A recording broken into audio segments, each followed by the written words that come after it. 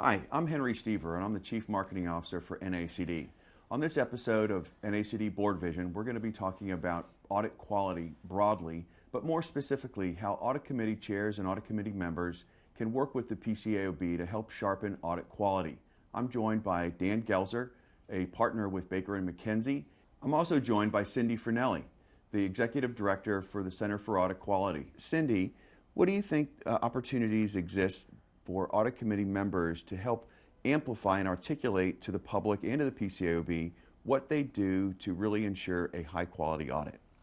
Well, as we all know, the audit committee is a key linchpin for audit quality, and we've always maintained at the CAQ that a strong audit committee can increase or enhance audit quality working with the external auditors. So it's very important that the audit committee and its members understand the PCAOB's processes, understand the inspection findings, and discuss those with their auditor.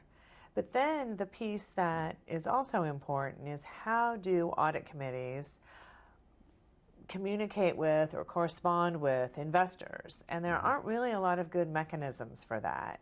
And so we think, working with the NACD, that it's really important that audit committees have a good communication with investors through the audit committee report and the proxy statement. Dan, what are some things that you could imagine that audit committee members and directors do to help shape what the PCAOB is doing to ensure a high quality audit? I think it is very much a two-way street. I mean, the PCAOB has done a number of things over the last few years to try to support the work of audit committees. For example, they've revised the standards on what the auditor has to communicate to the audit committee. And a lot of that revision is aimed at making sure that the audit committee understands the risks and challenges associated with the audit, and that they get feedback from the auditor about problems or matters encountered in performing the audit that might help the audit committee do its job better. The PCAOB's inspection process can create, not that it always does, but it can create erroneous perceptions in the marketplace, whether it's with the media, whether it's with investors or others.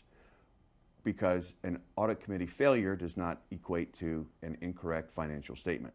What are some things that you think that the PCAOB can be doing, and vice versa, that audit committee members can be doing to help one another understand what the findings are from that audit committee inspection? From an audit committee perspective, I think the report that the PCAOB issues on the auditor's inspection should be the starting point of a conversation. The PCAOB itself says that these reports aren't intended as balanced report cards or overall assessment tools for the accounting firm. So I think, though, that the reports do contain information that the audit committee can use to have a conversation with their auditor and understand better the quality of the services.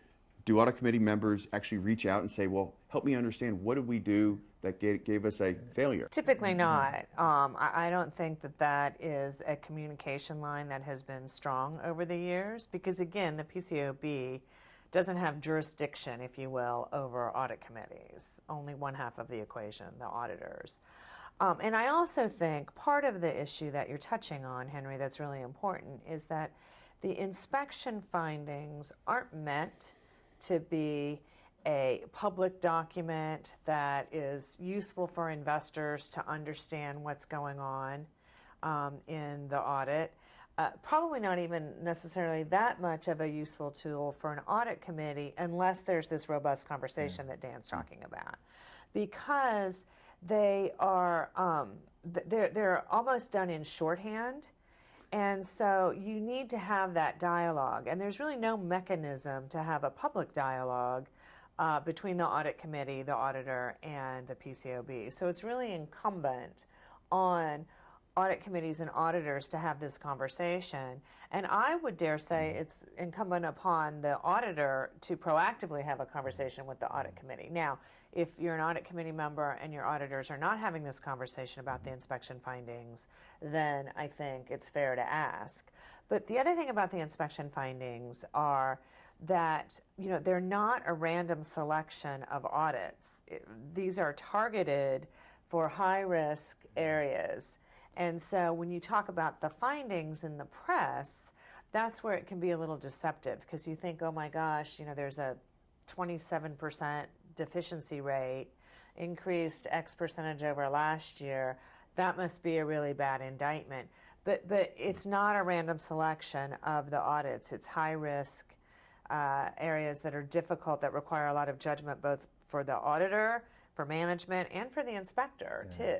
The PCAOB is looking for audits that they think are most likely to have deficiencies, so naturally they find deficiency. Is there anything else you'd like to add, Cindy? Yeah, the only other thing I would want to add is that I think it's important, because we're focused so much on these inspection findings. And large part that's because there's really nothing else out there to help judge audit quality.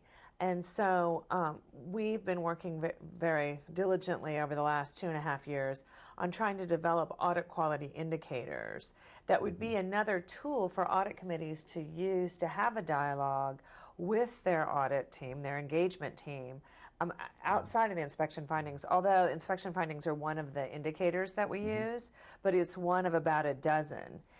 And again, looking for another way to increase the dialogue around audit quality that isn't solely tied to the inspection finding. Dan, thanks so much for your time. Cindy as well, thank you so much. On behalf of NACD and CAQ and Dan, this is NACD Board Vision.